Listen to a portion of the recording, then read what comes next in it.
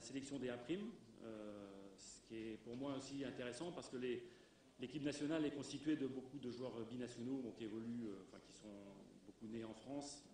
Et je pense que le football algérien doit se développer avec aussi des joueurs qui sont natifs d'Algérie.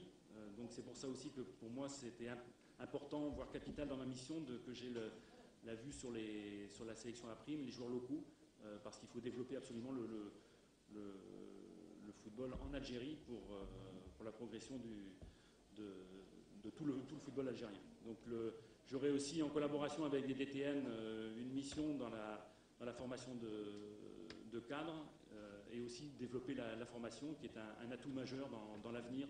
Et ça je m'investirai aussi dans cette mission. À ce titre-là aussi, puisque je fais les choses à fond, donc je serai installé à Alger, donc pour avoir justement aussi pour m'intégrer complètement dans le football algérien. Donc c'était aussi une condition évidemment pour que je sois complètement impliqué dans ma mission. Autre point, c'est la constitution du staff technique.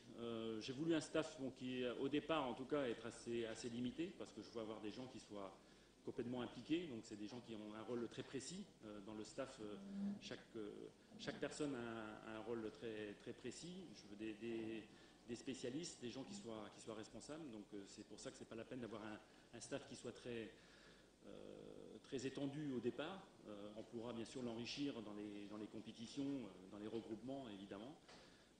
Donc la condition bien sûr pour que je vienne ici, c'était de m'entourer de personnes que je connaissais. Et donc Yazid Mansouri, qui sera le manager de l'équipe et qui sera donc mon adjoint principal, sera d'une grande utilité.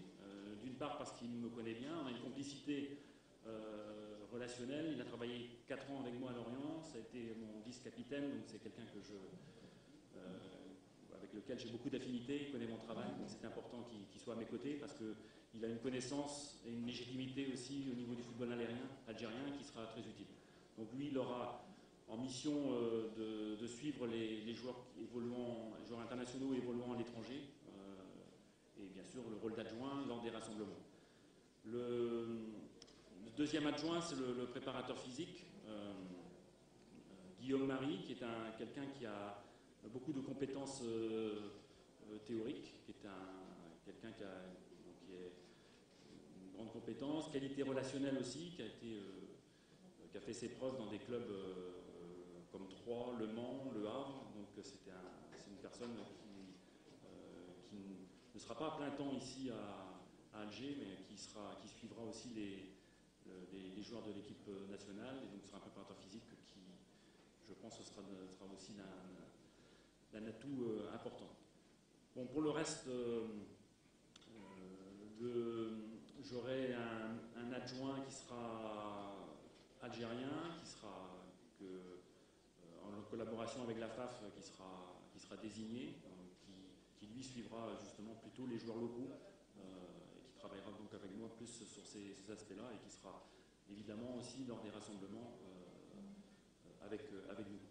Et donc pour l'entraîneur des gardiens, Hassem Benadj reste bien sûr dans l'encadrement.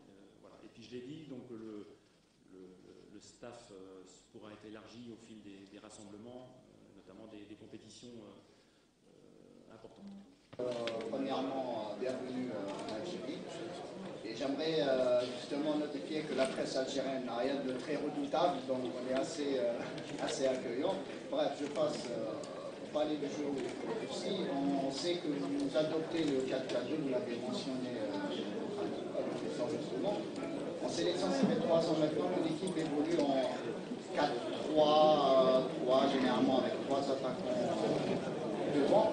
Est-ce que justement vous avez dit que vous n'allez pas révolutionner l'équipe, mais en adoptant peut-être le 4-4-2, est-ce que vous ne pensez-vous pas que justement vous allez révolutionner cette équipe? Et deuxième question par rapport à des joueurs blacklistés sous l'ère Maïdal et Logic, je parlerai peut-être de Derbous, Belfodil, que vous connaissez certainement assez bien.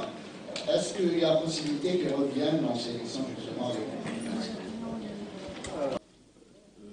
je ne pense pas avoir dit que l'équipe n'avait pas de fond de jeu. Donc, ça, c'est la première chose, première remarque. La deuxième, je parle de jeu. Comme je l'ai dit, moi, le résultat, c'est l'aboutissement du jeu. Donc, le résultat, oui, je veux gagner. Maintenant, je vais pas à chaque match, je veux gagner. Donc, moi, les objectifs, je ne vais pas le dire. L'objectif, c'est de gagner le maximum de compétition chaque match. Et moi, ce qui m'intéresse, c'est savoir comment gagner. Et le travail de l'entraîneur, c'est de se poser ces questions-là et de le mettre en place. Donc, voilà, très simplement, j'ai un projet de travail, un projet de jeu qu'on va mettre en place. Après, évidemment, le président de la FAF, lui, fixe des objectifs. C'est très facile parce que dans mon contrat, j'ai un contrat d'objectifs. Donc je vous dis, moi, je suis pas là pour...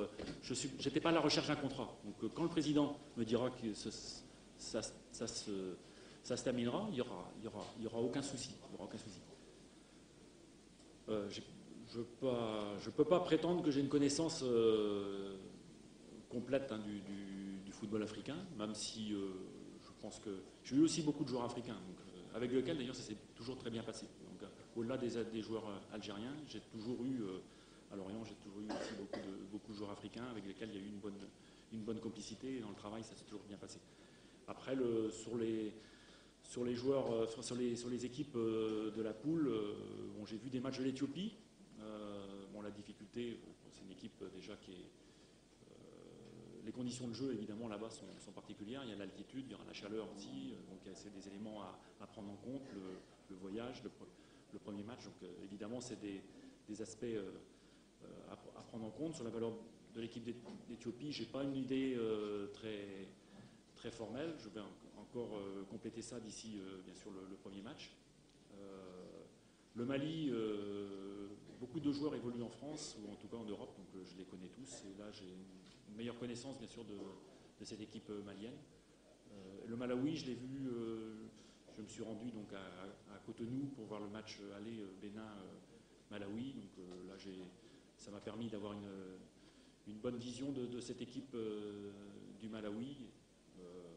Voilà, je ne vais pas faire de commentaires particuliers, mais enfin, bon, évidemment, ça, sur le premier match sera un peu plus dans l'inconnu, mais on aura un maximum d'éléments aussi pour le